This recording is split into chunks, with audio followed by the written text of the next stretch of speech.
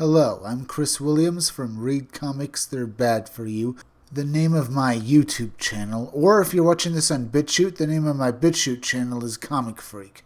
Today we're reading this article, Star Wars Shadow Cancel, fan site claims Star Wars The Rise of Skywalker romanticizes abuse and assault against women.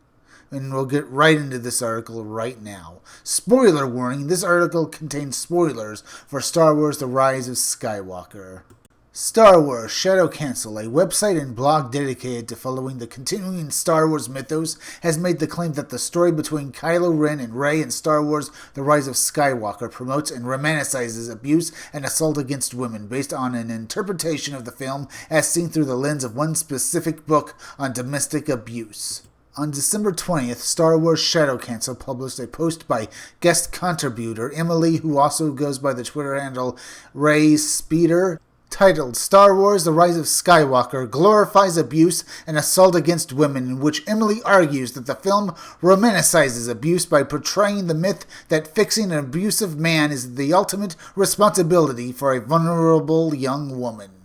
On Friday, December 6th, a timely 2 weeks before the release of Star Wars The Rise of Skywalker, Disney issued a warning that certain scenes in the film would contain flashing lights and may negatively affect those with photosensitive epilepsy. While the announcement was admirable and demonstrated a gesture of goodwill from the company to consumers, there is another warning needed for Rise that the company didn't disclose, that the film romanticizes abuse and assault against women. It is important to note that the descriptions following technically qualify as spoilers for the new film that debuts in theaters today on Friday, December 20th. However, when it comes to the portrayal of serious, harmful, and triggering content, the safety of viewers should be more important than allowing oneself to be surprised while watching a film. Not all surprises are enjoyable.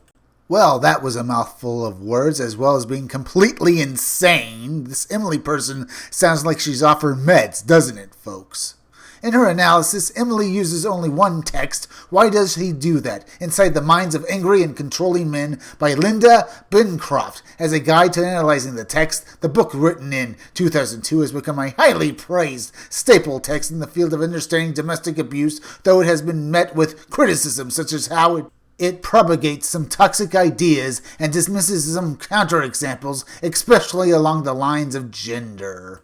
Since this is basically the only text this Emily person is looking at, I would say so. You shouldn't just propagate your ideas on just one text, especially if you're going to go accusing men of basically being abusers and, well, assaulters of women, Emily. This sounds like a crock. And this book sounds less like a text on how men abuse women and more like something feminazis use to bash men over the head with.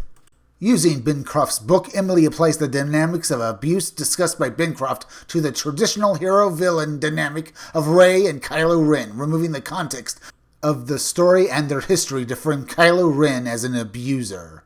That sounds stupid, but Emily goes on to say, in order to inform what is meant by abuse and by stating that Star Wars The Rise of Skywalker promotes unhealthy myths about abusive behavior, work from a specialist in domestic abuse, Linda Bencroft's 2002 book, Why Does He Do That? Inside the Minds of Angry and Controlling Men, will be utilized as a guide to understand how Kylo Ren is an abusive, how Rey is his victim, and how The Rise of Skywalker romanticizes abuse by portraying the myth that fixing an abusive man is the ultimate responsibility of a vulnerable young woman. The abusive character in the film, apt to real-life abusers, has two names, two personalities, a Jekyll and a Hyde, as if to represent his kind side and his abusive side. Kylo Ren and Ben Solo, the abuse victim, has only one name, Rey. While they portray the role of abuser and abused throughout all three films, neither of the previous two films went so far in pushing the myth that abuse is romantic or that the abuse victim must forgive and fall in love with their abuser. Then did The Rise of Skywalker. Therefore, this analysis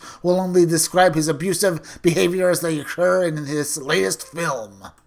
Emily states that the movie shows two scenes in particular in The Rise of Skywalker that include classic portrayals of Kylo Ren manipulating, abusing, and assaulting Rey. The two scenes include the moment when Kylo Ren steals and destroys the necklace Rey received from the Aki on Persona. Their interactions ends with Kylo approaching Rey and then assaulting her by tearing off the necklace she is wearing, thoroughly destroying it. Using Bencroft's work, this scene qualifies as depicting physical abuse according to Bencroft. Physical aggression by a man towards his partner is abuse, even if it happens only once. If he raises a fist, punches a hole in the wall, throws things at you, blocks your way, restrains you, grabs you, pushes you, or pokes you, or threatens to hurt you, that's physical abuse. Page 128. As well as the scene where Kylo Ren taunts Rey with the truth of her parents and their reasons for abandoning her on Jakku. You may want to prepare yourself if you plan on actually watching it. Daisy Ridley, the actress who plays Rey, emotes in a heart-wrenching manner and portrays her pain and discomfort to a degree that is hard not to hurt along with her. Rey's repeated cries for Kylo to stop and his unwillingness to immediately bring into mind the trauma that so many people, especially women, experience at the hands of men. Men are evil, huh? Yeah, right. This woman is, well, completely out of her goddamned mind.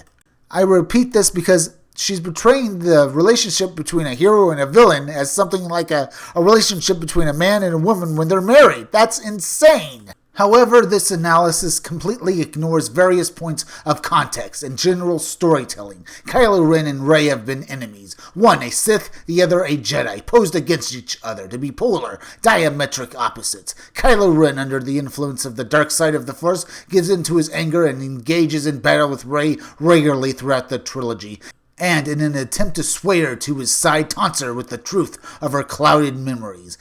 Kylo's goal is less I get a sense of power from controlling this woman with whom I am in a relationship with, and more I am attempting to rule the galaxy and wish for this powerful Force user to join me.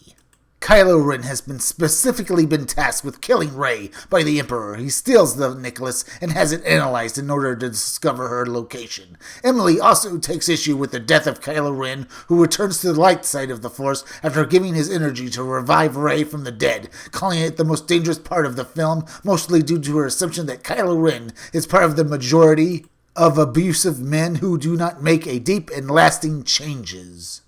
The most dangerous part of the film unfortunately masquerades as a happy ending. Kylo Ren inexplicably sees the light, so to speak. He decides to change his actions and comes to aid Rey in her fight against Emperor Palpatine. The battle ends in their embrace and kiss.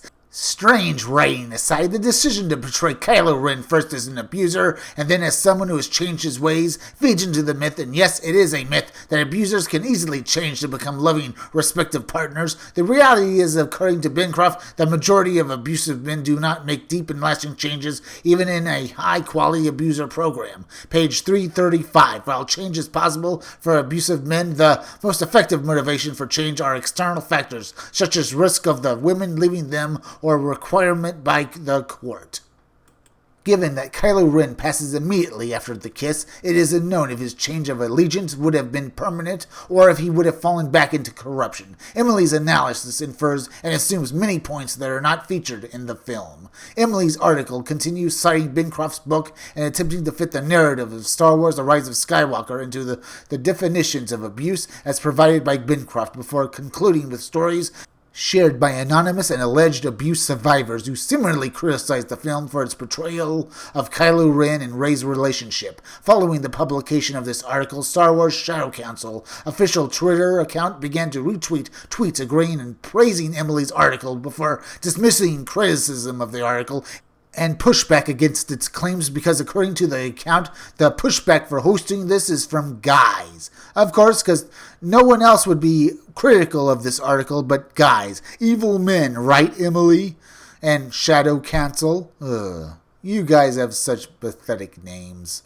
Here are the tweets from Star Wars Shadow Council about saying only men will have criticism over Emily's article. I mean, no woman would criticize another woman, right? I mean, all women are friends, and they all agree that men are evil, misogynistic bastards who are best left back in the Stone Age, right?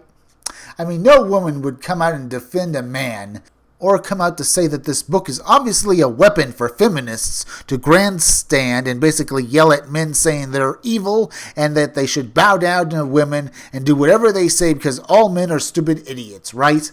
If you like this video, subscribe. Make sure you're still subscribed because YouTube is currently doing a subscriber purge and an ad revenue purge, so make sure you're still subscribed. If you're watching my videos but you have not subscribed, please subscribe to me. Subscribe to my YouTube channel, Read Comics, They're Bad For You. Then go over to BitChute and subscribe to my BitChute channel, Comic Freak. Hit that bell for notifications, hit that like button, and leave some comments down below. And if you could you also please share this video? Share it on Twitter, share it on Facebook, share it anywhere you think it would do the most good, because YouTube is not going around promoting their own YouTube creators anymore, and it would really help me if you could please share this video. Now listen closely. Keep checking back in all my future videos for more information on my own upcoming independent comic book, Scumdogs. I'm Chris Williams, and I'll be back again tomorrow with another video or review.